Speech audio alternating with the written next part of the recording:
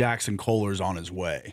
That's what that means to me, because Keita's going to be bumped out of the starting lineup if Kohler moves on to BYU. So this is the domino effect. When you realize you're not the starter anymore, you probably look for greener pastures. And if he doesn't get a bigger deal elsewhere, does he come back for and if Kohler doesn't land, I would assume he comes back to Provo. But yeah, if that's Kohler not official. You just think that this is the signal that Kiba knows the writing's on the wall. I did, and I saw I sent you guys the Goodman tweet a couple days ago that BYU is the front runner to land Jackson Kohler, an American for caveman previously in high school. So love it, absolutely love it. We are off and running. The big story today: Ethan Potter back at Utah Tech, and he will join us next. How about it? Live in studio on the Fan Sports Network. Don't touch that dial. Back in a flash inside the Finley Hyundai Studios.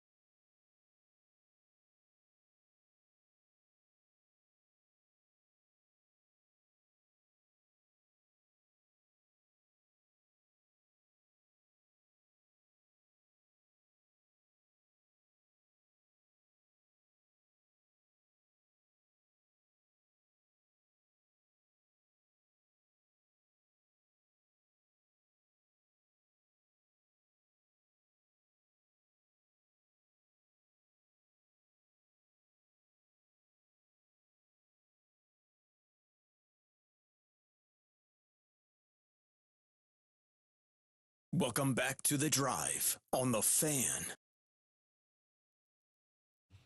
Hey, we're back, everybody. Very special guest, as promised. We were teeing it up first segment, although I did misspeak. I thought maybe there was a woman behind the scenes that really liked St. George, and that is not accurate. I want to, for the record, introduce Ethan Potter to you, and I want you to let everybody know that he is currently single. I was wrong. Ethan Potter, the big man on campus, in studio with us now. He's single. Breaking news. He's single. Yes. I think I got Ethan mixed up with Tanner Davis or something.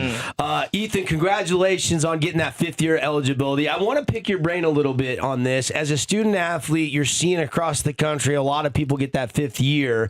So was it still nerve-wracking not knowing what you're going to be doing, whether you're going to be suiting it up in uniform or you're going to be pursuing other ventures or another career? Take me through that whole process as you waited for that ruling. Yeah, I mean, at the start of the summer, it was kind of, I wasn't too nervous about it because I wasn't sure if there was really any chance if I was going to be able to play another year. So I just kind of hoped for the best, but kind of tried to expect the worst, plan for the rest of my life after that. And then I found out all these other people are getting a fifth year.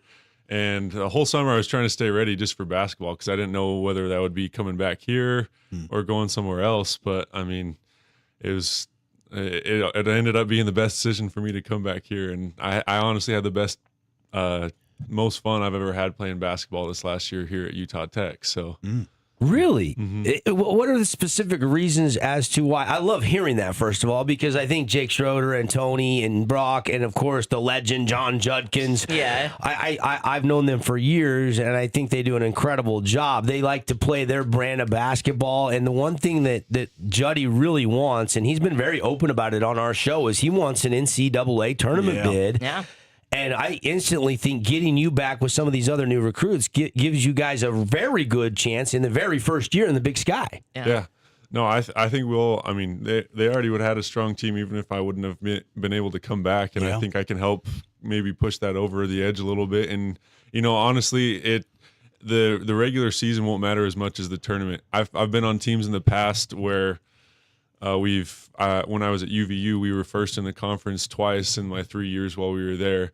And then we get to the tournament and then lose in the semifinals or the finals. Yeah. And so the biggest part of it is just being able to play our best basketball once we get into March and putting together 3-4 wins in a row, however many it takes to finally make the NCAA tournament. I wanted you to take us inside the portal real quick, Ethan. I mean, obviously you're a first team all WAC guy.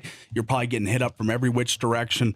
What about Utah Tech made you want to put roots down here and come back another year? Yeah, I mean, just going into when I was in the portal and I found out I got another year, it was kind of hard to – it was kind of a weird situation where a lot of these teams didn't have at that many spots. They had kind of used all their budget up for NIL and different things like that, and so it kind of made it interesting talking to teams and where it wouldn't be the same as what it would have been if I was able to get another year back in March.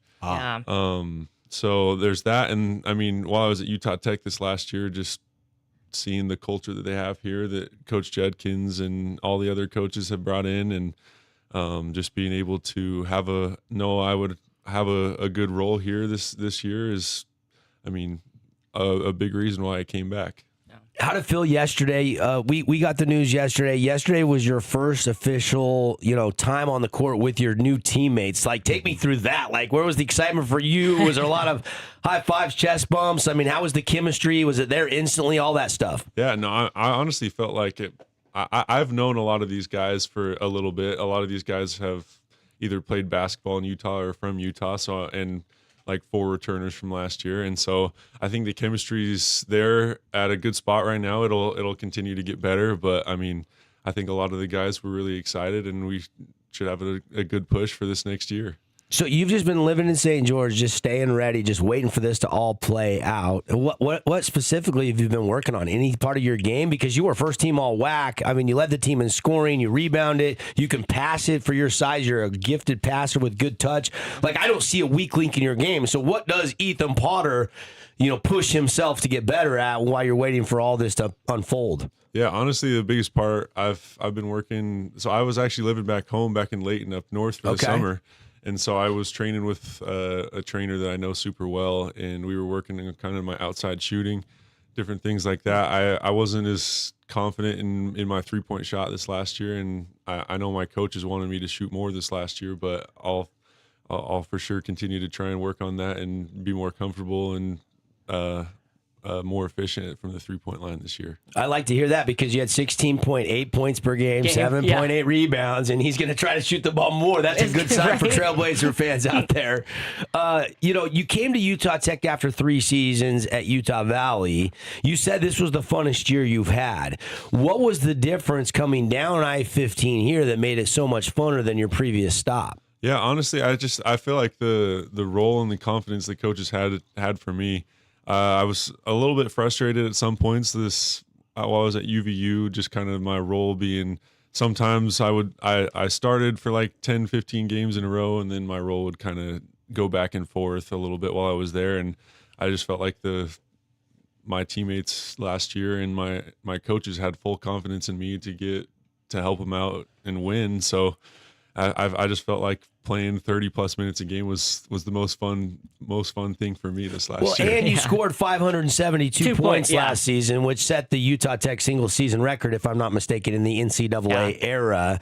Did you ever think about that, or are you just going through the season just playing ball? I honestly never really thought about it until the last couple games of the season. One of the guys there had told me that I was close to that, and I knew I was close to getting 1,000 career points, which is the one thing that I kind of thought about, but I didn't before the season. I didn't really think that was going to be a possibility to try and get. I just wanted to come here and play basketball, but. Yeah. Have you taken a look at the schedule yet at all? I know you just got back in the swing of things, first practice with the guys yesterday, but you guys start off real hot. 4 of the first 5 games, New Mexico, Utah State, Cal, Washington, 4 Power 4 teams in that mix. What do you think of the schedule and the non-conference? It's going to show how good you guys are right out of the gate. Yeah, it'll be a really tough test for us. I think it'll help us in the end, getting to where we want to go, playing these hard teams and making us better, and just knowing what we have to do to get done. And I mean, we kind of had a tough schedule last year as well, playing some bigger teams. But I mean, I think our coaches know what'll be best for us, and getting us started in the first 4 or 5 games, like you said, will be what's best for us. The Big Sky Conference, does it fit your game? Because I'm sitting here going, Ethan Potter's game aligns with the style of play. I've watched Big Sky basketball for a long time, growing up in the state of Washington, and I feel like it's a little slower pace than the WAC, a little bit more of a half-court game, emphasis on rebounding and defense, and I feel like that's kind of Juddy's style in a nutshell. Obviously, the three-point shot is huge in today's college basketball era, and it's been that way for a while, but how do you think you fit into this conference? I think I can fit in really well. I think with the WAC last year, in the last few years, it's been kind of half and half. Some teams, like the Texas teams, like to play super fast, not have like too much of an organized offense, but just pressure super well. And then you get to some of the other teams, kind of more on the West Coast, and it's more kind of that a little bit slower offense, kind of like the Big Sky, more physical.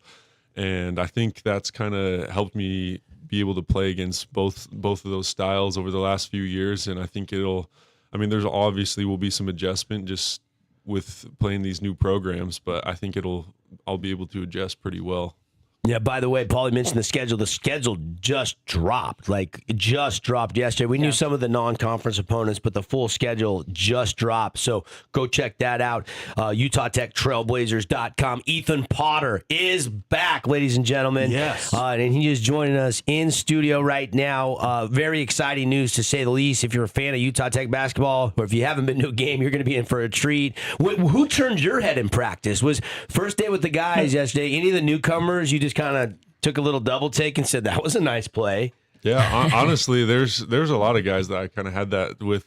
I'm still getting to know all the guys also. And sure. Where we were kind of doing more drills and not playing as much yesterday, it was kind of hard to notice exactly that. But I just noticed, I paid attention to more of the other bigs that we brought in this last year, and those guys are, super physical, super ready, and it'll be fun to be able to compete with those guys and play with them this year. Your drop step and your post moves so good around the basket.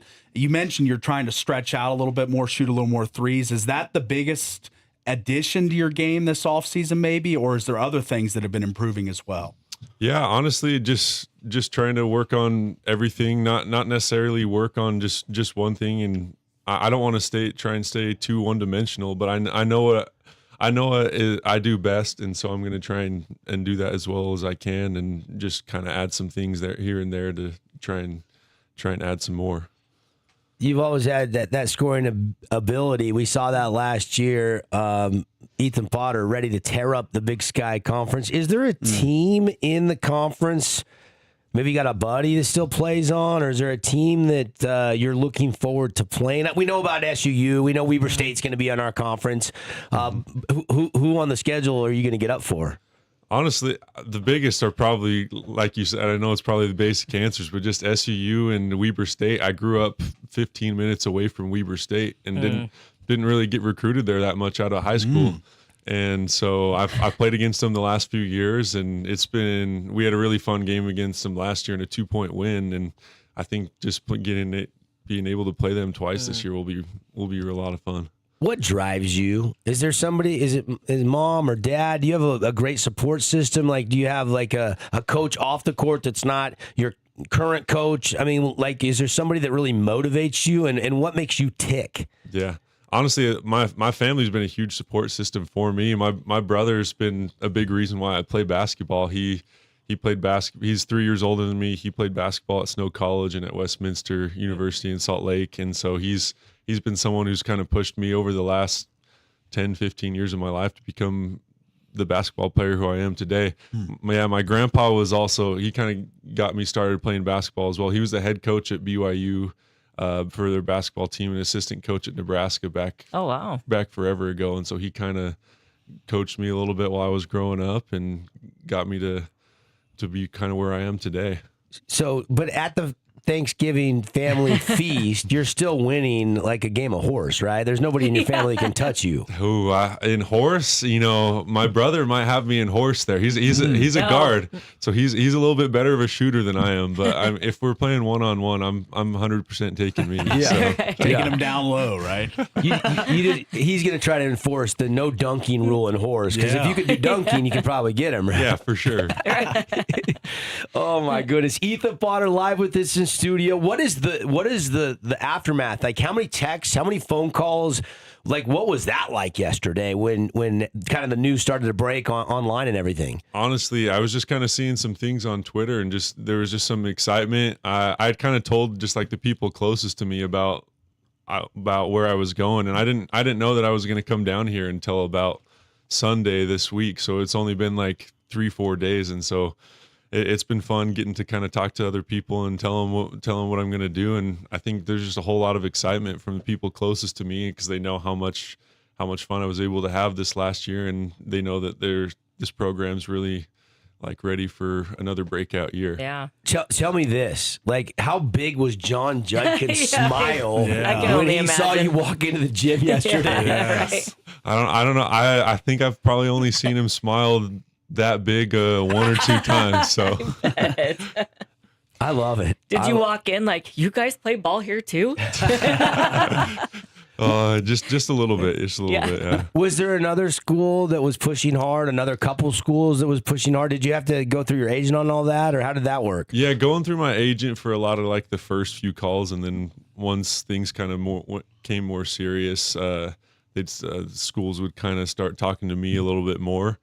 And there's a few schools there was one school in particular I was really kind of thinking of, but things ended up not working out exactly how they kind of planned to be. But in the end, It is what it is, and here we are. Here we are. Yes. I'm not gonna lie. I said on the show, what, Paulie, a week or two ago. You didn't think we could It get was just a couple weeks ago. I said I didn't think we could afford Ethan Potter, even if he gets that 5th year. And I love it when I have to eat my words. I absolutely love it. In this situation, I've never been happier to be wrong in my life. Welcome back, Ethan Potter. Get to work. I know you got to get down to the gym for practice number 2. You guys got a little weight session, a little open gym session today. Yep. Go throw a little baby right hook down on Toby. Toby's back too. Toby is back. Toby got his 5th year too. Yeah, I'm really excited for him. He's a great teammate. So Toby's back. Vandermeiden's back. Yep. We've got Harker's back after redshirting last year, medical redshirting. Yep. And then who am I missing? Dallin Grant. Dallin GG. DG. Yep. Cedar City. And then, of course, Ethan Potter now becomes the next player that is back, and it's crazy to think about how much better you make Utah Tech basketball. I mean, I'm seeing people online that are like, are they a threat to win the Big Sky? We went from maybe picked at the bottom, nobody believing in us in this new conference, to now we might be one of the favorites. Like, how does that resonate with you? honestly, I think it's more just like how underrated the new guys are for this next year. I think even if I wasn't going to be coming back, that they'd have a good chance to be one of the top few teams in our conference. And I think I'll help in whatever role that I can this year, but I think we already have a really strong team, and it is kind of, it almost is, I would almost rather be underrated going into the season rather than being picked in the 1 or 2 spot. Yeah. It kind of gives you something to prove and a place to go up from there. Yeah, I mean, some of the newcomers that are going to get playing time. Owen Mackey from Snow Canyon High School. I've heard he's had a really good summer with the team. Mark Brown is going to get some time at the point guard position. He's at another Snow College Valpo transfer playing his 5th year. He's got a ton of experience. Alex Dupree comes in from Portland State. And then everybody's super excited about Christian Gibson. He's got a lot of stars by his name. Decommitted from, I think it was University of South Florida, Central Florida. Thank you, Paulie, to come here. So those are some of the names of some of the newcomers that Ethan's going to be lacing it up with and going to battle with night in, night out. Check out the schedule. It just dropped. Exciting news. You got something to talk about around the water cooler on your Throwdown Thursday morning. Ethan Potter live with us in studio. EP, we'll let you get off to practice and weights and all that stuff, but welcome back to Southern Utah. We're excited to have you here in St. George. Hey, thank you so much for having me. I appreciate it. It'll be a fun year. All right, go Trailblazers. Ethan Potter, everybody. We got to get to a timeout. More sports talk coming up when we come back.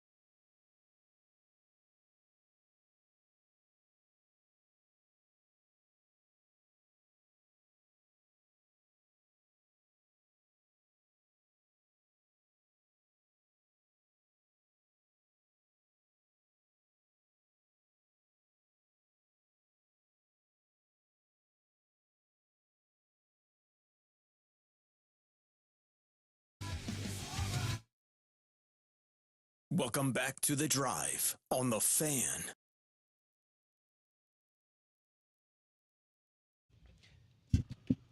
Hey, baby, that was fun. I enjoyed that. I mean, I did not know till yesterday that was going to materialize. That was an enjoyable segment. That's a win for Utah Tech. That's a win for the basketball community. That's a win for the smaller schools everywhere. And I think it's a great fit for Ethan Potter. I mean, when you have fun playing the game and you're a good fit and you're a part of the puzzle and a big part of the puzzle, like Ethan Potter is. Huge piece. I don't know if people we've had to talk about guys leaving left and right and wish them well and follow their career at other schools. And we don't have to do that with Ethan Potter. This is a refresh. Thank you, Ethan Potter, from the bottom of Paulie's little black heart. Little black heart, yeah. Yes, it's black. Because we've got something to really get excited about for the upcoming men's basketball season. This is a huge deal. This Four-time WAC Player of the Week, led the WAC in rebounds, like points scored. Like, this is an incredible player. And he did it all in his first year with the Blazers. It's not like he'd been groomed and brought along in the system. He was a newcomer last year. He transferred down the I-15 freeway from Utah Valley, where he just stated when he came in, a little bit frustrating with the, starting some games off the bench and other games, just, kind of all over the map. And he wanted a fresh start. And obviously, we've had our share of guys leaving the portal, and it's so refreshing to have a guy come back. Show today brought to you by our friends at Game Day Men's Health. Game Day Men's Health makes it really easy for you. Is declining testosterone a thing? Absolutely. It naturally declines as men get older. It's part of aging. So if you've seen an increase in body fat, if you've seen poor sleep or sleep apnea, if you've been stressed or sick more often, maybe your exposure to, certain medications. There's a lot of reasons that could pinpoint low testosterone. So here's what you need to do. Game Day Men's Health standing by to give you a free check. Absolutely free. Book your private consultation today. And look, testosterone therapy replacement is not for everyone, but you don't know until you get checked. Guys, if you're over 40, 45, 50, and you don't know your T levels, you really, really should take my advice. Go see our friends at Game Day Men's Health. They're just a phone call away. Or you can check out the website, GameDayMen'sHealth.com. All right, let's do a little buy, sell, or hold. Tara wants to know the rules for this. You guys change this game every time we do it. So what are the rules? Is there any rules today? Going to make it really simple. Okay. 2 rules. 2 rules? 3 rules. Oh, shoot. Now it's getting complicated. If you want to buy, you take the over. Okay. If you want to hold, you say, I'm going to hold at the number. You don't like the play. You don't like the play. Yeah. You're cold on the play. Yeah. Okay. And if you want to sell, you're taking the under. Okay, so it's a little over-under with the buy, sell, hold twist. Okay. With the hold twist. So Paulie is integrating 2 segments into one. And it's frustrating. Our producer, we need to change the name of the game, because usually you have 3 teams. You have to pick one that you'll buy, one that you'll sell, and one you'll hold. So, but okay, I got the rules. Got We're the ready. premise. All right, here we go. All right, let's start with the conference champions a year ago, the Texas Tech Red Raiders. Over under 10.5 wins for the Red Raiders. They can only lose 2 games. One game if you take the over. And with Sorsby gone, Will be Will Hammond. thing. Yes. Mm-hmm. I'm gonna hold on You're this gonna one. hold. All Yeah. right. You think they win right around 10 with that hold? Yeah, Okay? I'm not gonna go over. All right. I'm taking the over. Okay. Wow. I'm taking the over just based on last year, the winning culture, the NIL war chest. This is not a 90-yard kickoff return for a touchdown over, but you're going to need 11 wins. That's a high bar, but the the schedule is favorable. They don't play BYU, Abilene Utah, Christian. or Kansas State, 3 of the Big 12's other projected contenders, right? Yeah, and the non-conference is pillow soft. Sam Houston, Yes. Abilene Christian, Colorado, Oklahoma State. That's 4 games before you even get to the meat of the Big 12 schedule. Oregon State it's a non-conference is ACU, Oregon State, and Sam Houston. I agree with Tara. Those though, are all 3 the wins. big concern, and I understand why she's holding. Will Hammond is taking over. That's a big question mark after Baron And Morton is he even graduated. fully healthy? He will not start game 1. See? Yeah. So, I mean, yeah, but it's not a big deal that All right. he's not in game 1 because it's. Look, I mean, you got to go. 11 wins. I think the over Lose is 1 game doable. is all you can do. Yep. Yeah. There's zero margin for error. Not much margin there. So I don't need them to run the table. I just need them to win the games they're supposed to get over the 10 and a hook. They're favored in every game they play this season. Yeah. By the books. Yeah. So I'm going to buy the Red Raiders. I think they're going to make a return trip to the playoff this year. All right.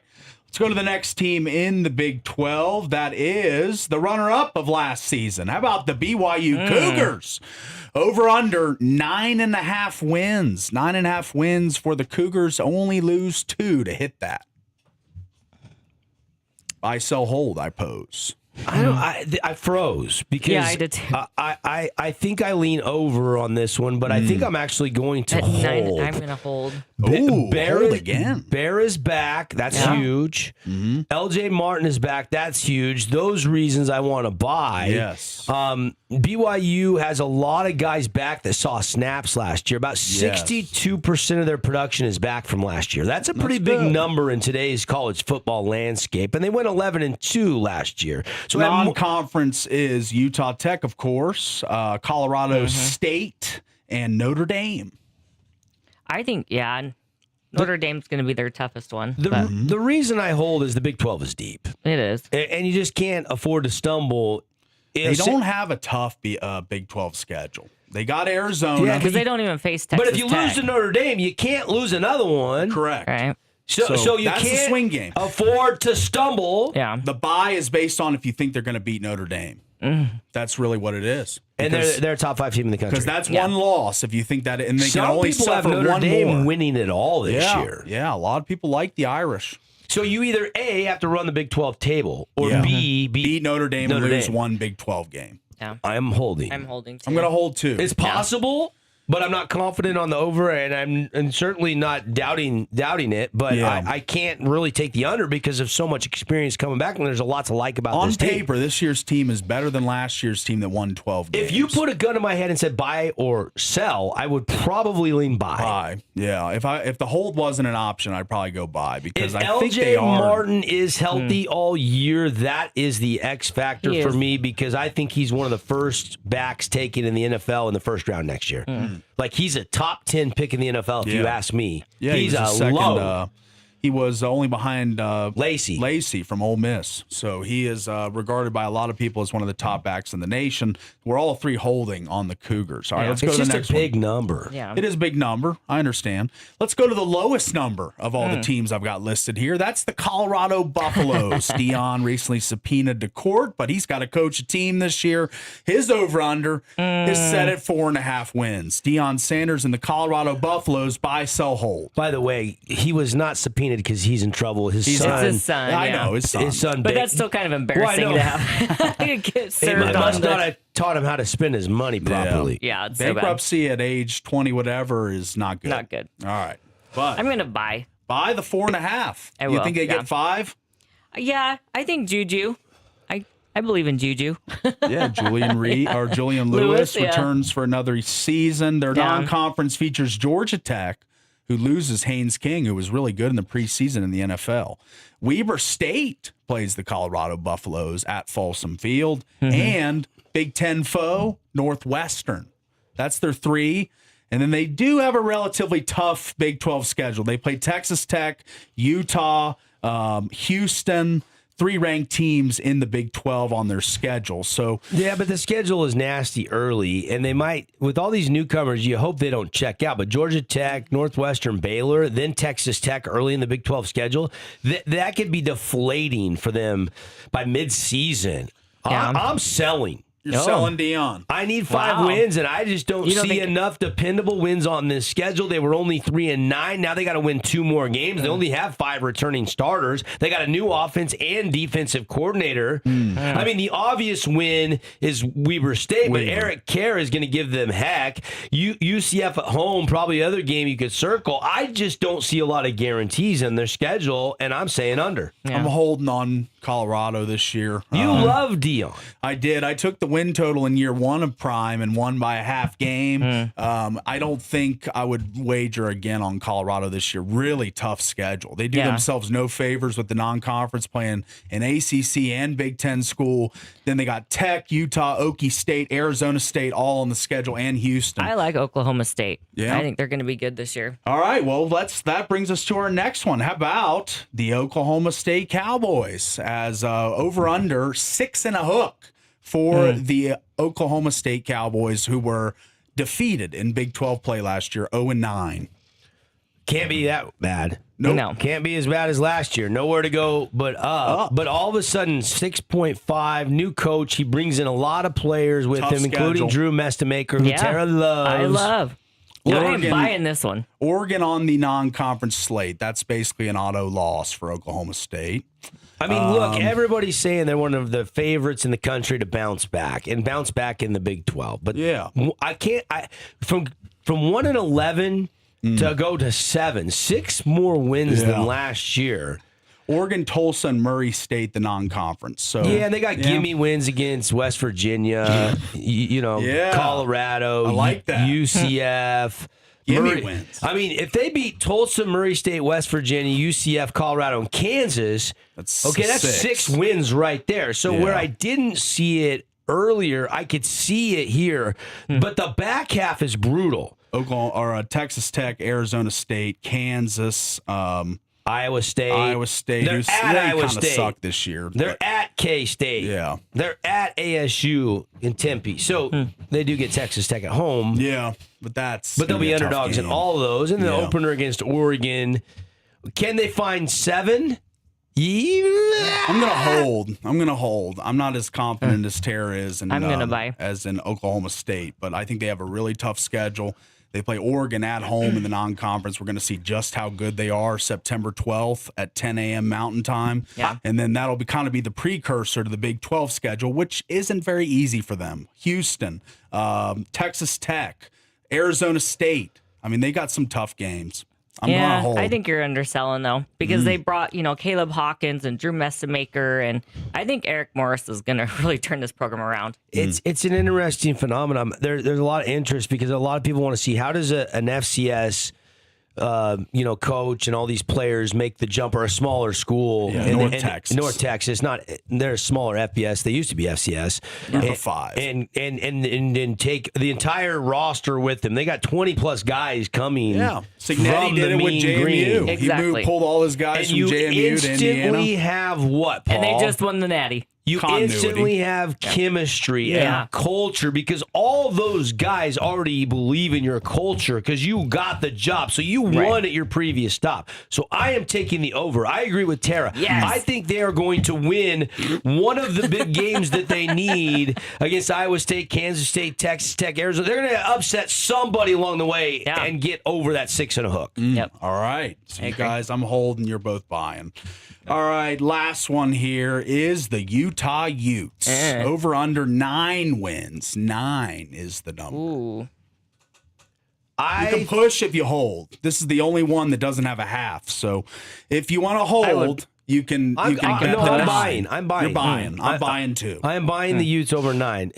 This is Morgan Scalley's team. There's a reason they believe in Morgan Scalley. There's a reason that it was time. Coach Kyle Whittingham can't coach forever. Morgan's a lot younger. Yep. Like they had to. It sucks because we all love Coach Witt. Like I've had so many good chats over the 20 plus years down here talking with him. I've had the opportunity to interview him. I don't know 8-10 times over the years, and I've always loved our chats. Like, but there's a reason why Morgan Scalley needed to stay, and they had to make a move. And look, Kyle's getting a payday in Michigan, and this is going to be fun. Yeah. This actually could work out really well for the Utah Utes long term, and they got a lot of good pieces coming back. I mean, they're going to beat Idaho, Utah State, Colorado. West all Virginia, wins. that's an automatic. Should take care of Kansas and Houston at home, and West Virginia's at home, and Paulie's going to leave the Rice Eccles Stadium be grumpy. Crying. Yes. Yeah. They don't play Texas It'll be like he just Tech. dropped his daughter off at college. I'll bring some moonshine. I'll be fine, win or lose. Win or lose, we still booze, Mountaineer Nation. 5 of Utah's first checks. 7 games are at Rice Eccles. They are so good at home. So you really get a head start on that win total, I think, because of the heavy home schedule. I'm on the over. I'm buying the Utes. Yeah, me too. I think Dampier's going to be a big piece. He's not hurt this year. Towards the end of the year, he's going to be full go. Now, Wayshawn Parker in the backfield. They got a great offense. I like the Utes. They better get it before November. Or at least be to 8 or 9 because Yeah. November 7th is scary. BYU at Arizona, at TCU, and then West Virginia. That's not too big of a scare. Guys just clubbing my boys. But that's a okay. Say West Virginia upsets them. It's still That'd be the no matter biggest how upset of you the century. slice it, it's still a potential 2-2 stretch in November for Utah if they don't play well. They got to play well. I mean, I think they go 10-2 though. I think the 9 number is just a little bit too low. I'm taking the over still. You're not holding. Tara, are you holding or buying? I'm going to buy. You're going to buy. All right. Yeah. November. That is the only one we all agreed upon. Yeah. No, I think we all held on somebody. Oh, Didn't did we? I think so. I think we all held on one as well. Let me look. I held on BYU. I held on BYU. Or you held on BYU. I took the over. You So took the over. I sold on Colorado. I bought on Texas Tech. I bought on. Yeah, you're right. The only one we agree on. Yeah. You're right. So, I don't. That's sad. That's Can't come to a consensus in here. Got to take a break. Got to get you out to a break. Hour 2 is coming up. Lots to get to. Fun first hour here from the Findlay Hyundai studio. Ethan Potter joined us. Yeah. If you missed him in studio, we will get that podcasted. You'll be able to go watch and listen to his decision to come back. He was granted his 5th year, and he's not leaving. He's coming back to play for Coach Judkins at Utah Tech. A 16 and 8 points and rebounds guy, an all-WAC guy. This is as big a story as it gets in the sports landscape on a guy returning. This is good news, happy news, and it was fun to have him in. We'll take the break. Hour 2 coming up right after this message from our great local partners.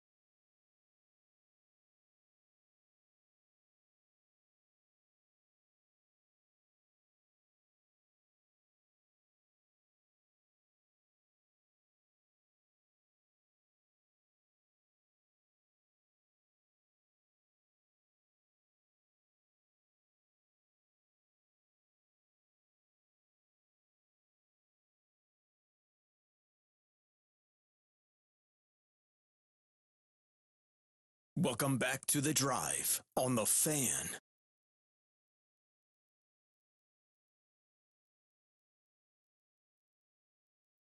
What's up, everybody? Oh my goodness, we are having a good time on a Throwdown Thursday. Thank you for locking us in, loading us up on the radio, on our mobile app. You can listen on our website. You can watch our show. I don't know how my camera presence is today. Probably terrible.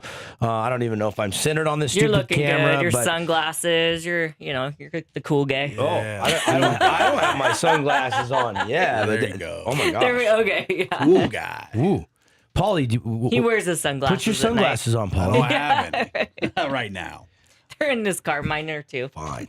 There you go. I'll take them back off. Fun first hour. Ethan Potter. How good was that? It was very good. I mean, it sounds like he knew he was probably most likely going to get his 5th year back. Yeah. And he stayed ready. He's been working out up north and just got back down to town yesterday. And, huge to return an all-whack guy. Yes. I mean, 6'8", 6'9", can't underestimate the value. And look, that's something they really went out and addressed in the offseason. I mean, they went out and got, Aaron Bliss and brought in Kyle Lemke. They went out and got some size, right? Yeah, and Lemke. Now you got Potter back and Toby Aribe back, both 6'8", 6'9". Yep.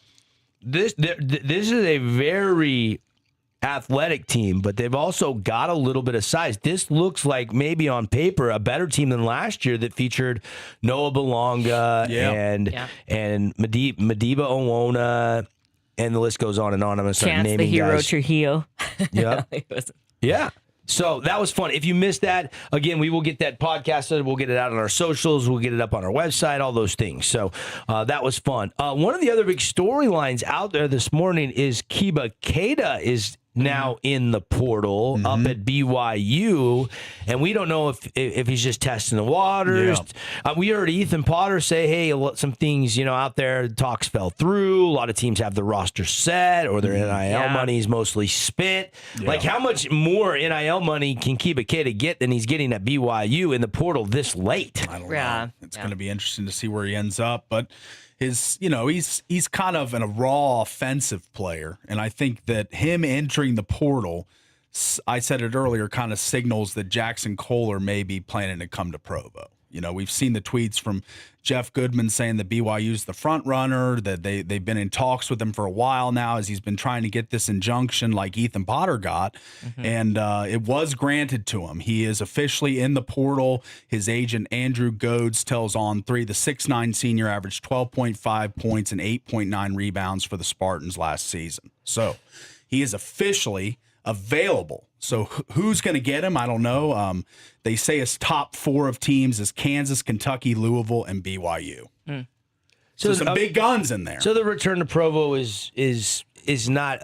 It's not 100%, but I would say it's not. It remains a possibility. Absolutely, that he could return to KY and the Cougars basketball team. By the way, the AP poll came out this week. BYU football 14th. Yeah. It's a big deal to start at 14th. That's the highest preseason ranking the Cougars have had since what year, Paulie? Take a guess. Highest preseason ranking since, what was it, 14? I'm going to say that we're going way back. This is probably going to be WAC conference football. I'm going to say 1997. 1985. I was going to say, if you remember back to Ty Detmer days. If you remember 1984, they were co-national champs. So that following season, 1985, they were ranked higher. Yeah. But Holiday Bowl. Because that was like Ty Detmer, right? That was Jim McMahon. Oh. It was it was not Detmer. I mean, Detmer didn't play in the 80s. No, it was. I think it was Jim McMahon. Well, McMahon was with the Bears in the Super Bowl in '85. Was that his rookie year, Paulie? I'm looking. Was that his rookie year? I'm pretty sure McMahon was the quarterback of the BYU championship team. That sounds right to me. Yeah. There's a great book about all the quarterbacks that went through BYU. I read it years ago, and I've forgotten the timeline on it. I mean, he talks about Gifford Nilsson, and it talks about obviously McMahon and Ty Detmer and all the great quarterbacks through the years that BYU has had. It is actually a pretty good book, and Jimmy was an icon up there. He was he with the headband and everything he had going, and boy, oh boy. I think I don't feel like he's as beloved as Ty Detmer. To your point, Tara, I feel like people like Ty Detmer and Robbie Bosco. Actually, Bosco was 84 quarterback. He's the other one that McMahon graduated in 82. Yeah. Robbie Bosco. Detmer was just more my I knew like that. age. How did I forget that? Group. I knew that. So yeah, that goes way back before I was born. So yeah, there is some breaking news out there. I want to get your take on this, and I don't know all the details yet. But the Utah is suing former tight ends coach Freddie Whittingham for a breach of contract after he left to join his brother Kyle at Michigan. Salt Lake Tribune reporting this as of about just a little less than an hour ago. Fred, one of the best tight end coaches in the country. Put a lot of dudes in the league. Yeah, he did. So he moves on, obviously doing what's best for him, and he's going to face some, I guess, be in the courtroom. So that's interesting. I don't know. I thought that they had gotten a clean break from that, but it seems as if Utah's still a little bitter about some things there. Other breaking news, Dan Campbell, head coach of the Detroit Lions, has changed his caffeine intake in Detroit. This is breaking news. Yes, we need this. Yes, there it is. You gotta be kidding me. In an interview with Brad Golly at the facility in Detroit, he said, it's not a gallon this year. It's only a half gallon of coffee, so I've cut my intake in half. I was going to ask that. Is he a Black Magic guy, or is he like a Red Bull guy? Is he a soda guy? But I guess he's a coffee guy, which makes him one of us. Another headline I saw, this is really interesting stuff. The BYU Cougar Club sent members a list of game day experiences people can purchase this season. Visits with Cosmo, walk in the Cougar Walk, come on the field at halftime, or the third quarter fun. And the prices for these experiences are not cheap, to say the least. This is an NIL fundraiser through the Cougar Club? I don't know, but these are the prices. On-field photos pregame, $161 per ticket, by the way, per ticket. That's to go not and see crazy. Cosmo? That's just to take a picture no on the Cosmo field. involved, just on the field. Like take pictures on the field. Join the Cougar Walk, $268. Front row for the Cougar Walk, like right along the fence, $108. Okay. Pre-game press box meal, sit with the radio crew up there, $268. Pre-game sideline experience, $535. By the way, the food in the press box at BYU is good. I've had it before. Nice. They really do a nice spread. It's probably one of the top spreads. All right. Well, that adds to the 268, bumps it up a little bit. Good quality It is food. all you can eat. I mean, as long as there's food there, you can have a second plate. All right, I like that. And then have Cosmo come to your seats. $1,068 to see that furry fella come over and sit with you. Do you know how much he makes an hour? I don't. $1,500 an hour is what Cosmo makes. Yeah. Pretty good. I think the BYU basketball game I went to, it was a substitute Cosmo. You were complaining about that. Yeah, you were. He wasn't jumping through the fiery ring. It was a backup. The normal mascot. He was sick or something? Yeah, he had the flu, or he was best man in his buddy's wedding. I don't know. Does his backup still make the same rate, the hourly rate? Didn't deserve it. The B-list Cosmo, or maybe C-list, the way you're describing Well, it. it might be a different Cosmo for football than it is for basketball. I mean, think about it. Both of them are incredible. They are. They do that. No, the one you saw is just a replacement. I've seen the real Cosmo at basketball games doing the push-ups, and then he jumps to the next level, does another push-up, But jumps he goes up. through the fiery hoop, and then like dunks and like does all of this stuff. I know exactly what you're saying, but when Tara says a blanket statement like Cosmo is amazing, and I went to the game and he can't even dance. Like he looked uncoordinated to me. This was not the same Cosmo, though. You You are correct on that point.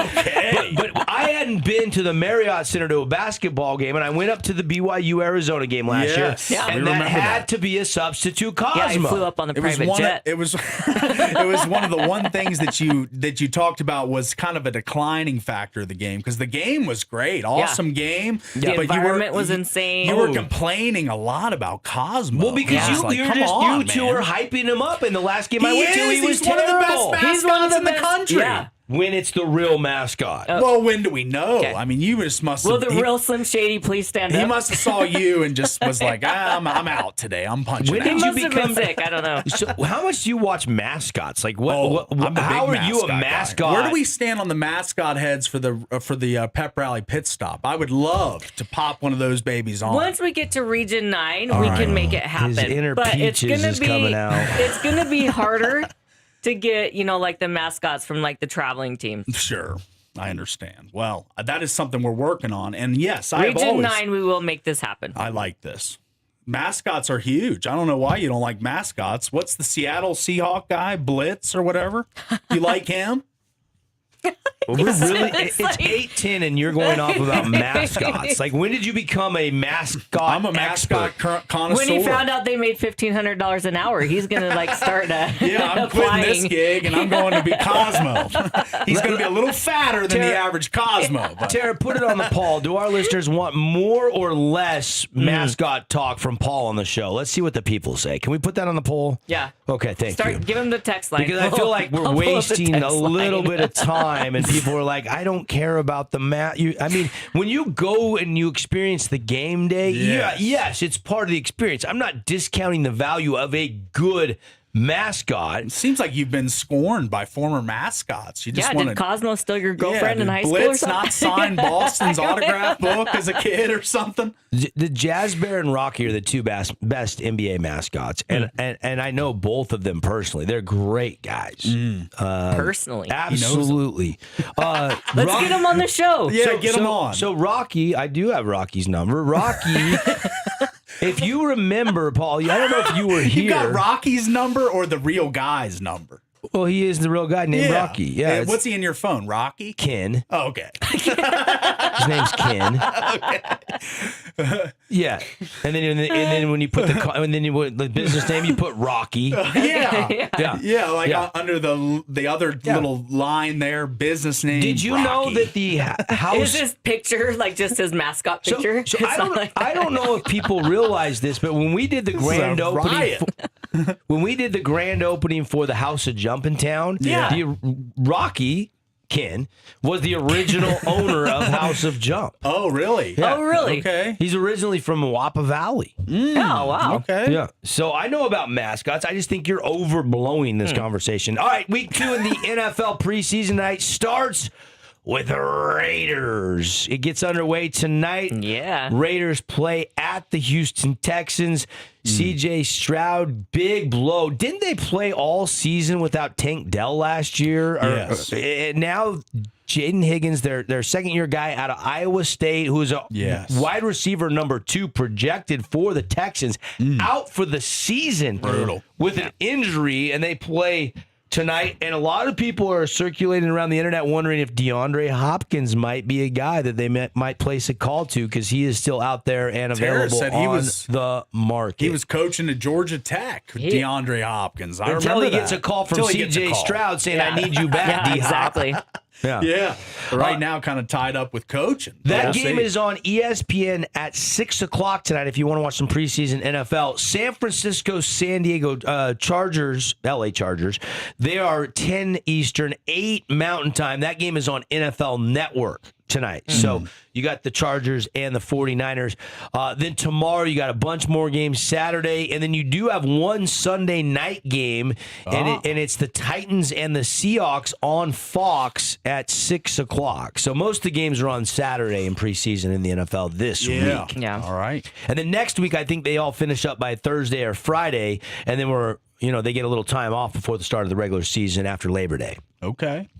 So week 2 of the preseason gets underway, and for teams that didn't play their starters, which was a vast majority, Yes. there should be some some starters guys that get at least a drive in the game tonight. At least a series or two, you would imagine. I would assume so. Yes. Yep. All right, got to take a break. Lots more coming up when we come back. Show today brought to you by Zag. Protect your phone better with screen protectors that make it so when you drop your phone, you don't. Well, I could actually drop it like on the mic, and I can show you it doesn't break. Yeah. But just take my word for it. Go see our friends at Zag, 2 St. George, 1 Cedar City location, bunch of locations along the Wasatch Front as well. Paulie's gonna do a mascot dance in studio, and then we'll be right back on the Fan Sports Network.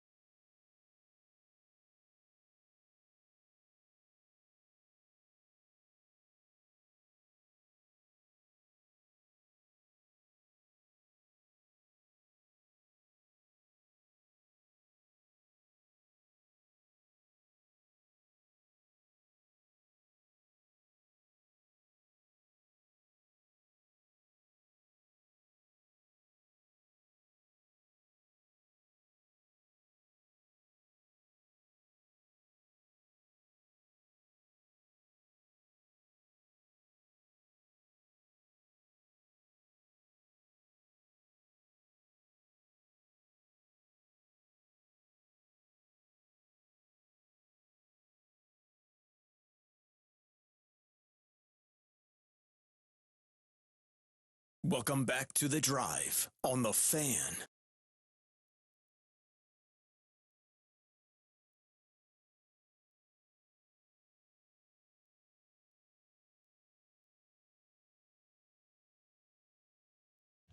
Yeah, we're partying with coffee. Yes, you're 20 and fabulous again today. Again, yeah. Okay, so here this Pink sparkly cup. This Yes.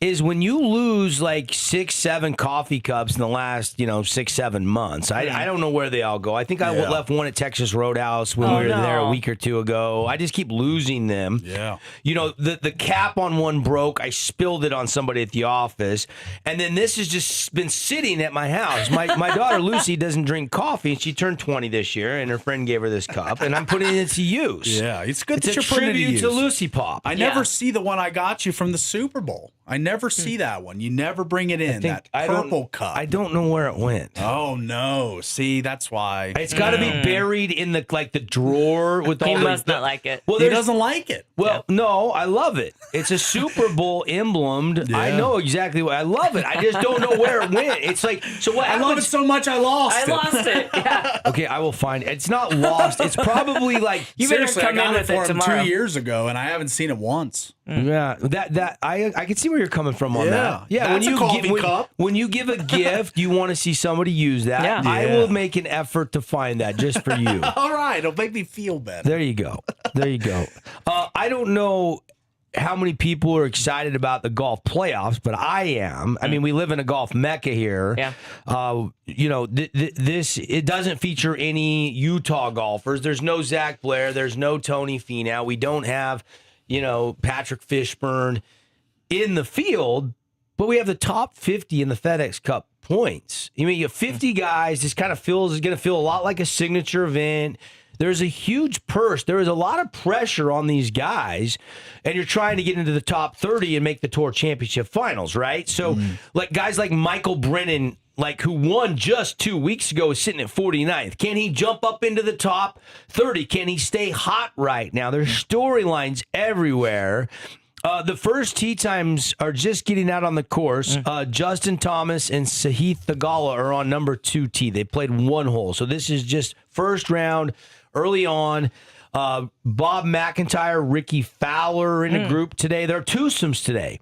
Rory's playing with Xander. Rory was atrocious last week. Yeah. He also just had some comments on the value of live players coming back to the PGA Tour. That's an entirely whole segment of its own right that I'm not ready to get into today, unless you are, Paulie. I actually had something that a buddy sent me about Live from Tee Times on Twitter, Tee Times Pub. That's crumbling before our eyes. Live Golf Indianapolis will be John Rahm's last event with the league as he's set to return to the PGA Tour in a deal reportedly struck in recent weeks. Yeah. The criteria for his return are set to include $25 million fine to be donated to charity. Yep. We'll have to do Same the as Brooks Koepka. The Koepka-esque apology tour that includes announcing his separation from Live Golf and return to, quote, traditional golf, and he will not be eligible for signature events unless he plays his way into them. Yep. So, And look, all that money he made, the paychecks stopped coming in. He's got time left on his contract. They're pulling the funding, and he's got to pay the $25 million.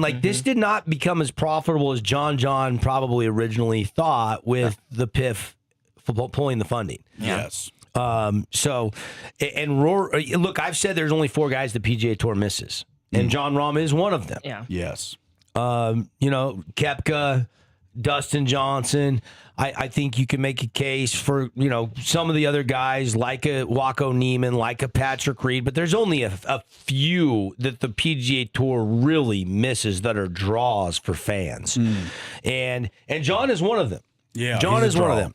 And so he and probably the biggest one of them. Yeah. I mean, it's not Phil Mickelson anymore. Sorry. He's a has-been. Yeah. Sorry, Phil. I mean that in the nicest regard. A legend, but long past his prime. Yeah, I mean, obviously, behind the scenes, Phil's a train wreck right now. Yeah. So Rory's going to play with Xander, Hovland with J.J. Spawn, Goddard up with Tommy Fleetwood, Scotty Scheffler's playing with Matty Fitzpatrick, Russell Henley playing alongside Jacob Bridgman. Matt McCarty, the inaugural winner of the Black Desert Championship, now the Bank of Utah Championships, the title sponsor. Matt McCarty is playing with Maverick McNeely. I'm not going to go through all of them. Ludwig's playing with Colin Morikawa. This is the top 50, right? So this is a very star-studded field with Sam Burns and Cam Young, and everybody in the top 50 is playing at the BMW this weekend. So I will have a close eye on the golf. I will watch quite a bit of golf. I'll take in some preseason football. I'll continue to watch my Mariners, who at least bounced back after losing 20,000-0 and won yesterday. They did lose 20. Let's hope they bounce back. Our coworker, they bounced back, Mikey, won 7-5 last night. Mikey came in this morning and was like, how did I not hear about this? I'm like, what? He's like, the Mariners, they got absolutely destroyed. And I was like, yeah. He's like, it says in the story that one of the outfielders threw the ball into the center field seats. And I was like, that all happened, Mikey. And be sure to remind Double about it. Yeah. Andy was quick to remind you about that, too. Yeah. Andy did. First thing she did when she came in and brought it up. Look, that stung. I mean, that was bad. That's not a good look when you tie for the worst loss ever. I mean, it is just terrible. How about the St. Thanks George? for bringing it up. You're welcome. Yeah, I appreciate that. I'm gonna throw fire back at myself here, though. I just threw some at you, but that's okay. I can take it. The St. George Fire Department did a Jaden Daniels bit. Did you see that? The Station 5, yeah. They took a lot of heat. A lot of people didn't get it. And I'm like, it was funny. Dude, it was a good zing. hilarious. It was a good zing. It's just one of many businesses. And Did you read the comments? That might be the best thing I heard all day. Did you guys read the comments on it? See, I'm here for you. Here for you, like Canyon Media. Yeah. I mean, I wasn't death scrolling, but I was like interested to see what the comments were. So I scrolled looked at a few. I scrolled a few. There was Yeah. some good ones. There was a lot of people who were like, I don't get it. this. Yeah, but No. I thought it was a good bit by St. George piling on like everyone else right now. Yep. And, they Great got job. that zing in. That's amazing. In respect to number 5, Jaden Daniels. Yeah. Let we me find won't it. have I'll Station find 5 it. anymore. Yeah. Station 5. It was pretty funny. I got a good little laugh out of it.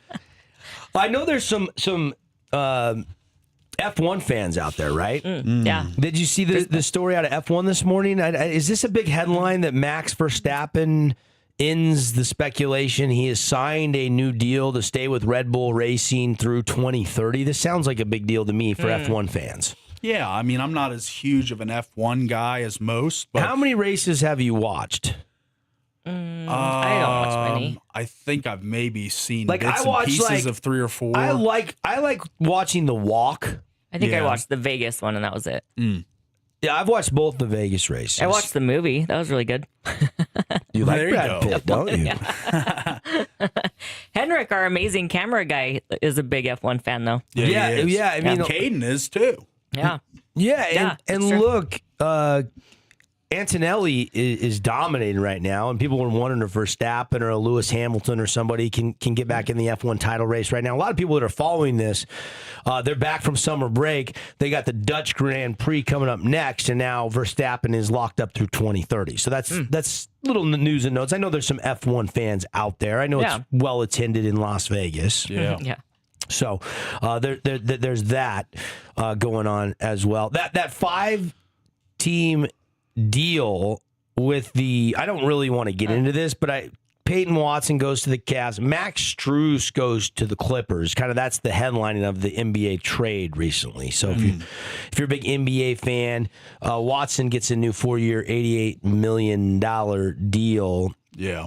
So that is making news as well this morning. College football. We wanted to get into the AP voters' top 25 most underrated teams and overrated teams. And for those watching the show on the Fan Sports Network YouTube, you can see the graphic. Let's start first with the which one are we starting with, Tara? Which one do you guys want? Let's go with the most overrated teams first. Overrated teams first. Paulie, what stands out here leading the pack is the U of A. They're the most overrated team down in Tucson, Arizona. I think that's Auburn. No, that's buddy. Auburn. That's War Eagle. War Eagle. This is since the college football. My bad. I looked at at the U of A, and this is the first time I saw this graphic blown up on the screen. Yes. Yeah, and that surprised me. Didn't you hear my reaction? I'm like, well, U of A, what the heck? Yeah, no one cares about them nationally really that much, but Auburn and the SEC, this is since 2014. So these are the most overrated programs since 2014. And this is Brett McMurphy with Action Sports, and I like his work. He's a very respected journalist. He is. So you see a lot of the big brands. You see USC, LSU, Clemson, Wisconsin, who's fallen on hard times recently. Florida State, we talked about them and the Chief and the fiery spear. When has their environment been good since they've really been down? A&M made it to the playoff last year. So I like A&M this year. They are generally overrated, though. Never won a national title.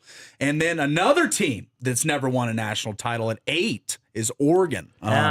Vastly overrated throughout the years. Playoff failures are well documented, but this could be their year. But they have been in the playoffs. They have been to the playoffs. So they're still a good team. Yeah, but overrated in terms of expectations is what a lot of people are doing this based on. I kind of like seeing Notre Dame on this list.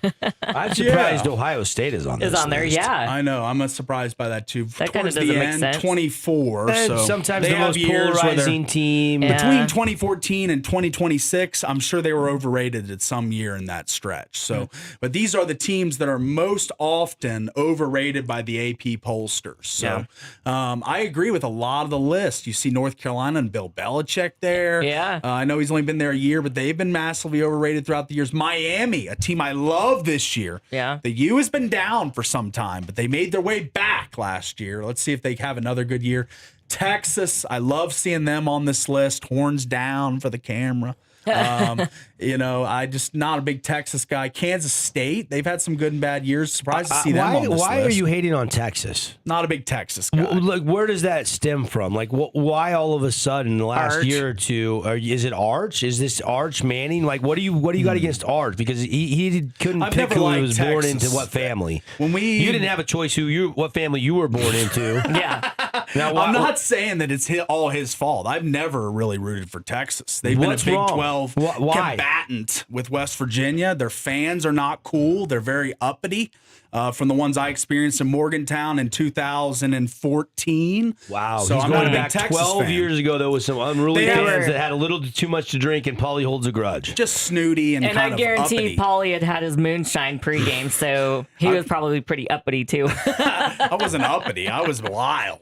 I think Oklahoma should be more overrated than number 9. What has Oklahoma done since 2014? Right. They've been to the playoffs sometimes, but Lincoln Riley's tenure there, they were kind of in the mix, but they never won a title. The last one that was won by Oklahoma was Bob Stoops way back in the early 2000s. So, where is Michigan State on this list, too? They always have high hopes, and they never do anything in football. Yeah.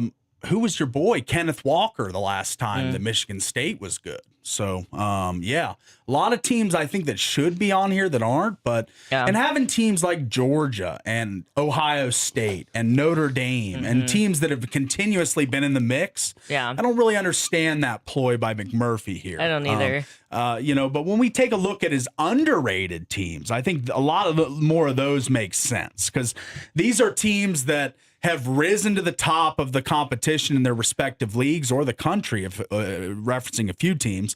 But look who's at number 1, most underrated team since 2014, none other than the BYU Cougars. How about it? Yeah. You fans are saying what? Why are we not the most underrated program of this era? Well, Utah's got preseason rankings are normally a lot higher than BYU. And they always usually in the season ranked higher than where they started. Correct. So why are they not underrated and BYU is number 1? And why is Boise State on there and not? Boise State was the darling of like 2014 to 2020 with non-conference games. They'd play Oregon, they'd play Virginia Tech. They were a very, very competitive team. They were competitive, but more so than Utah.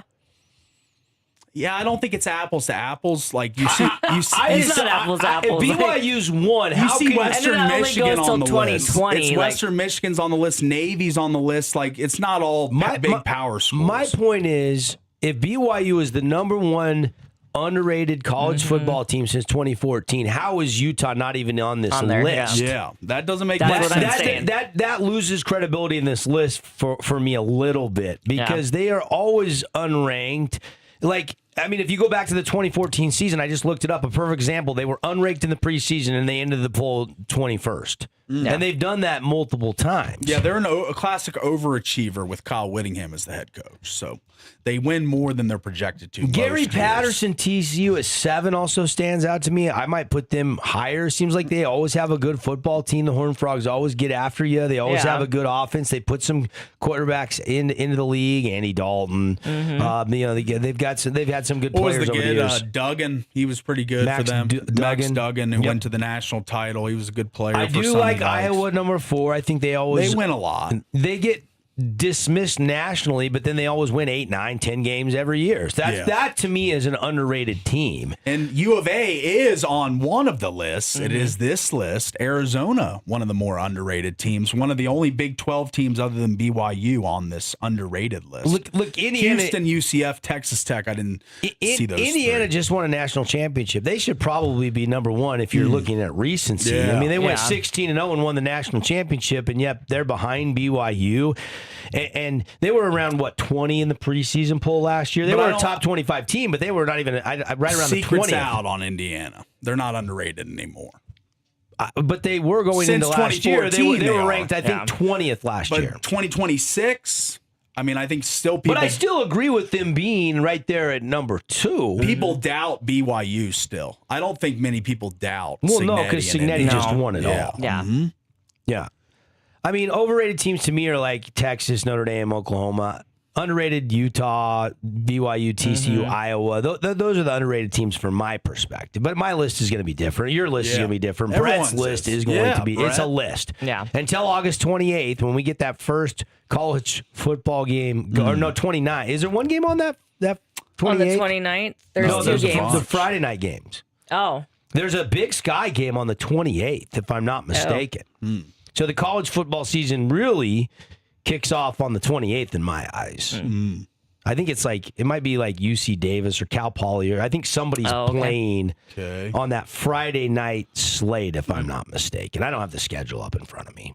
But until we get to that, we're going to get more of the lists. That's the point I'm trying to make. I'm not Because seeing, it's only lists FBS teams on ESPN, but there is nothing listed for Friday night. all you have to do is go Big Sky football schedule, Paulie, and then Friday, August 28th, right there. It's actually Weber State and Northern Colorado. That's the game, and then Idaho and Cal Poly is also on Friday night. So there's 2 Friday night Big Sky games, and maybe we're biased because now SUU and Utah Tech and Weber State. We have 3 Big Sky Conference teams. Yeah. We're going to be talking a lot of Big Sky football on the show this year. And I couldn't be more excited about that. I mean, let's go. Let's go. Montana State, Utah Tech to open the season. SUU at Montana to open the season on the 29th. Those are huge matchups, which we will be spending a lot of time in the next week, 8 days, really, talking and breaking down. 9 days till kickoff. Yeah, 9 days till kickoff. And For our local teams, 8 days for Weber State. Yeah. 8 days for Weber, yeah. And I was going to, if you were going to set the line for Utah Tech, Montana State, seeing that BYU is a 47.5-point spread, what would you put the number at for Utah Tech, Montana 40. State? 40. You're giving that much respect to Montana State. 100%. A touchdown less than the 12th ranked team in the country. That is a lot of respect for Montana State. Yeah. It is. Yeah, they are the defending national champs. Yeah. I know, but that's 7 points less than an FBS powerhouse. Yeah, I mean, the FCS lines won't come out until usually day that of. Saturday morning. There will be a line on that There game. will be, and I'd like to see what it is. If you're putting it at 40, I would go under that. I mean, look, I went on, and I don't know when this airs, but I went on with Megan Robinson with Script Sports and the Big Sky. Yeah. And I think I predicted the score to be 41-17. Montana State beats Utah Tech. I think that was my prediction. So I'm with you. I think it'll be closer, but I think it's going to be a big number. We won 2 games last year, Paulie. And they are the defending national champs. There couldn't be a bigger Grand Canyon in between Montana State and Utah Tech There's football. a big Grand Canyon between BYU and Utah Tech. There's not a Grand Canyon between Montana State and Utah. They're both FCS football teams. Okay, but Montana State has like $1 million roster, and Utah Tech doesn't. You're not wrong. I understand what you're saying, but when I don't think 40 is the appropriate number. Is what I'm saying. So what do you think it should be? If BYU played 28, if BYU played Montana State, what would the line be? 35. That many? Yeah. I would take Montana State. I would take Montana State if you're going to give me 35 points. Because look, what's going to happen is Kalani's going to call for the dogs. He's going to get the twos mercy in. against out-of-state teams. He'll run it up on them. Yeah. He doesn't run it up on in-state teams generally. Historically, you're right. Yeah. So I think he would run it up on Montana State. He kind of seems like he has a chip on his shoulder right now. Yeah, It looks like some broken promises BYU. for Kalani have got him agitated a little bit as of late. There's a lot of rumors still circulating. From the mess with him in Santiago. I've heard rumors there's even potential, is there a lawsuit potentially floating around the rumor mill out there? Like, he's not happy. He feels like he has not gotten what he was promised. If you read between the lines, I don't think Kalani has came out and said that exactly. Right. Like, they broke my promises, I'm suing them. We haven't heard that out of it. And probably we never will. That would come from the attorney. But yeah, something tells me BYU is going to have a little chip on their shoulder. Yeah. So we'll see. We'll see. I mean, this is the defending. Did you watch Montana State last year through the march through the playoffs? They had an incredible run, incredible team. They're good. I understand. Good. They're the national champs. I feel like you're in FCS. They would beat a lot of FBS teams. Now, maybe not the top 25 and not teams. BYU, and I think it'd be 35 if I were setting the line in that game. I think that's a high line. I think it's 27 and a hook. All right. If I were setting the line. Yeah, that's right. I mean, what if that game's played at a neutral site, or if it's played in Bozeman? I don't think BYU would ever go to Bozeman. I'm just saying, what if? I didn't say they were. I said, listen to what I'm saying. What if? Then what would you put the line? It'd have to be a home, and away for Montana State.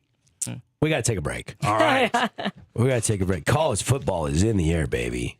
We've had a great show so far. Big finish coming up when we come back here inside the Finley Hyundai studio. 0% on the Tucson. 0% interest for up to 60 months on the Santa Fe and Tucson. And 90 days deferred payment. So you don't have to make a car payment for 90 days.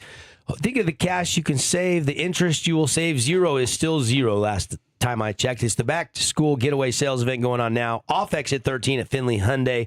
Tell them the guys and the gals on the Fan Sports Network told you to stop on by. Take a test drive today. We'll be right back.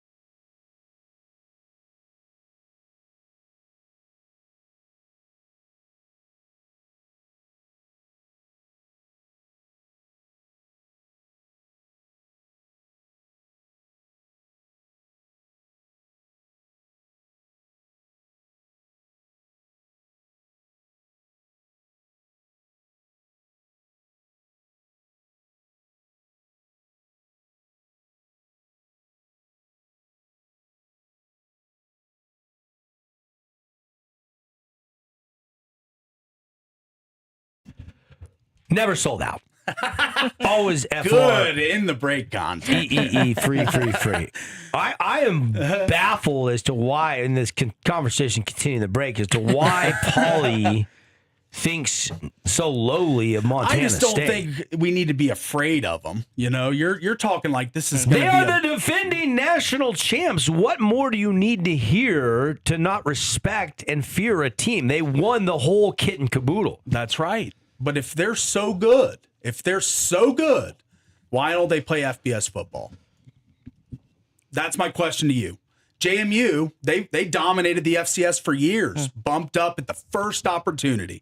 Montana State has shown no inclination to move up to FBS. So you know nothing of the Big Sky Conference. This is a great conference. It is the premier FCS conference. But wouldn't you want to be on the biggest stage? That's my question to you. Why does Montana State, the reigning national champs, maybe cattle farming? North Dakota State just moved to the Mountain West because they're not afraid. I don't understand where you're going with this.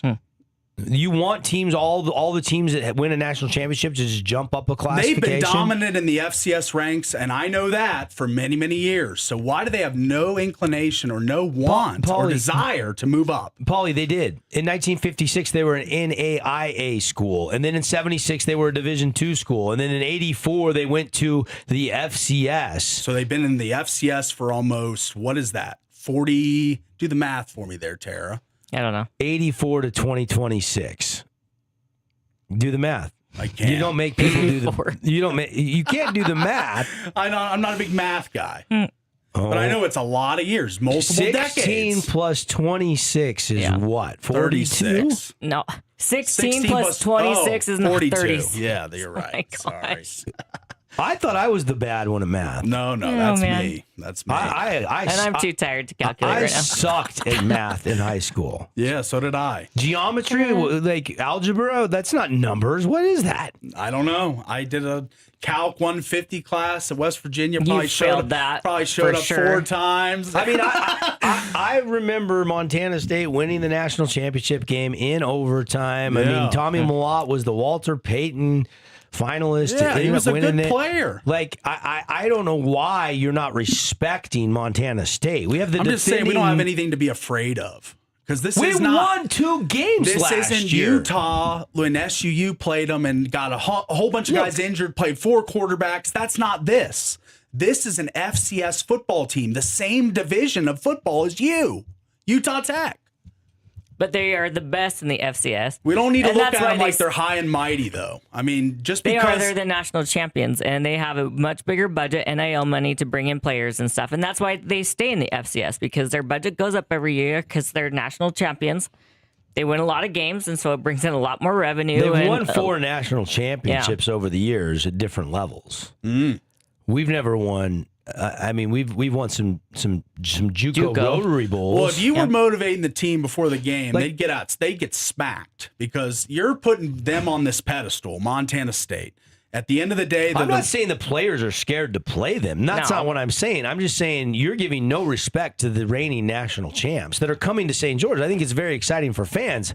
I don't know what. I'm just saying it's David versus Goliath here.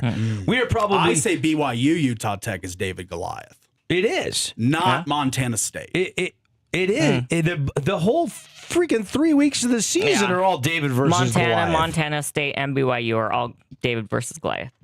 Paulie, look on Kalshi. What are the odds that Utah Tech football wins one of the first 3 games of the season? Is there even a percentage point? I don't think by Kalshi has an offering for that, but if they did, I'd be sure to tell you. Yeah, you'd be sure to take it. Did you even check? I'm on Kalshi has an offering for everything, I swear. Look, I mean, we're building, but we get rated every year. We become a feeder school. We don't have the NIL Montana money. State get rated too? Every Not FCS as much. team. No, they every had a FCS bunch. team. They They had retain a a bunch of lot. returners. They retain a lot. Yep. I mean, they can divvy up $1 million. Are we even divvying up 50? You even know what our 2.2 NIL budget million is actually was. at Utah Tech football? I don't, but I know West Virginia sucks, and they paid $25 million. So that's a lot thank more you than for $1 But million. that's on West Virginia. That's like, they a just lot suck. more than $1 million. I don't know. It was That 2.2. Are you sure? 25 times. How much Montana State pays? Do you know that, Tara? Is that a factual It number? says 2.2 million. I chat GPT'd it. 2.2 million. Reported NIL spending figure. Like, I don't understand. I mean, I'm excited for this game. I'm excited for the opportunity. It's a huge measuring stick for Utah Tech. Yes. Like, nobody. I don't think it's going to be a 40-point game, personally. I think it's going to be a lot closer than that. I think it's going to be. We don't even know who the starting quarterback is for Utah Tech at this point in time. So how can you even say that? Home game, opening game of the season. Got to have some fire ready to go. Go look at our home record the last 3 years. You've been hitting your own guys the whole summer. Don't you want to take it out on somebody else? You're tired of people saying, "Oh, you're going to get stomped by Montana State." I mean, I'm sure they've heard that all summer. Yeah, like there's pride, and you're going to go fight. But we're not as good as Montana State. I'm sorry, Paulie. It's just reality check. I'm not saying they're going to upset them, but I'm saying upsets happen every single year. Why can't it be Utah Tech? I can't wait to be at that game, and I hope it's close. I hope you're right. But this is Montana State. This is year 3. This is year 3 for Coach Anderson. Yeah, can I expect a little better than the last 2 years? It was year 3 of Paul Peterson. It was year 3 for Shea McClure. It was year 3 for Scott Brumfield. It was year 3 for Ron Hahn. And the most wins we've had in the last 25 years is 7. Or not, I shouldn't say 25, 18 years. 7 wins. 7, and you're coming off a 2-win season, and you expect to upset Montana State. That's a tall order you're calling for, Paulie. I'm not saying that they're going to do it. I'm just saying that there's no reason to believe that it's going to be a blowout boat race style game. That's what I'm saying. But my point is like we don't even know who our quarterback is. That's right. Like you're predicting something, and you don't even know who our starting quarterback is. They don't have roster turnover too. They retained 22 starters. Let me look. Why don't you look it up instead of asking me the question that I don't have the answer to? You do that all the time. You ask questions that I don't have answers to to try to make your take look like it's a brilliant one, and it drives me nuts. You don't have every team has roster turnover. Yeah. It's college football. You're making it sound like I am like not a fan of Utah Tech. I have been following and rooting for 14 returning starters, waiting for this team to be good forever. 8 offense and 6 defense. Yeah. So look, I mean, hey, there's good news today, though. Yeah. What's that? Ethan Potter's back. Yes. Yeah, that is the good news. There we go. Yes. Ended on a lighter note. Yes. Yes. I just think you're discounting how good FCS football is. I think you're discounting what it takes to win a national championship in the FCS. I just see FCS versus FBS in the early season, which happens a lot. There are tune-up games for the FBS. Yeah, and there's probably 100 of them and 1 or 2 upsets. Yes. Every year, 1 or 2. 1 or 2, that's right. And Montana beat Washington a couple years ago in Washington. And for every one of those, there's a lot of Utah versus SUUs, is all I'm saying. Yeah. You know, there's a lot of 59-3 games. So. Yeah. Now, if you want to talk about upset, like if you talk about SUU, Delane Fitzgerald's won 7 games the last 2 years. Yeah. They have Burns at quarterback. They have 2 grad transfers that are running back, plus Rand Sawyer. They have some big tight ends. Like they go to Missoula week 1. That game to me could be really competitive. I think so. Yeah. I just have a hard time, and this pains me to say this, but I have a hard time believing Utah Tech can upset Montana State even at home in the season opener. These are the defending national champs. I know. I mean, if you look at Montana State, they're unanimous in every poll. They're unanimous to win the Big Sky Conference. Big Sky football is good. Big Sky football has surpassed Missouri Valley as the premier football league the last few years in the FCS. I mean, NAU's had an uptick. Eastern Washington's had their day in the sun. I mean, there's only a couple bottom feeders that have really struggled in that conference. Northern Colorado. Cal Poly's a juggernaut. UC Davis has been historically really good. They run the ball right down your throat. Yeah. I mean, Portland State's been down a little bit. NAU, though, Idaho State are way up right now. Like this is a good conference that we're going as a first-year institute. We can play the reigning national champs in game 1. Sorry if I'm a little nervous for our boys. I think it's going to be tough. Yeah. I think it's going to be tough. They're going to be hungry. I'm not going to count them out, but yeah, it's a big ask to go in and beat Montana State. Look, there becomes a point in time where you have to put your fandom and your heart aside, and you have to think with your brain. Yeah, I know. And you have to say, you know what, this is going to be... I'm still going to be there. Yeah. You're still going to be there. Fans are still going to show up. It should be a sellout. Honestly, if this is not a sellout crowd, I'm going to be disappointed. Yeah. I'm going to be disappointed. We have the reigning national champs. That place only seats 10,000. Yeah. I mean, my goodness, we have 10,000 for a 112-degree 4th of July concert at that stadium. Right. Yeah. To watch Russell Dickerson. We can't get 10,000 to watch the reigning Are we not a sports town? Yeah, well, Need to be. Ask yourself that question. If you don't have plans to go to this game, then you're not a sports fan. yeah. I don't care if you're a Cougar or a U fan. It doesn't matter. You should be. If you live in St. George and you love college should be football, there. you should be at this game. Yeah. I'm sorry. There's no other explanation other than, these are our hometown boys. So, Right. Paulie, I love where your heart's at. Yeah. I love where your heart's at. We got a couple more weeks to get primed up for this game. Hey, we are out of time. Enjoy your Thursday. We'll be back better than ever. A lot of high school football talk as we go to week 2 tomorrow on The Fan.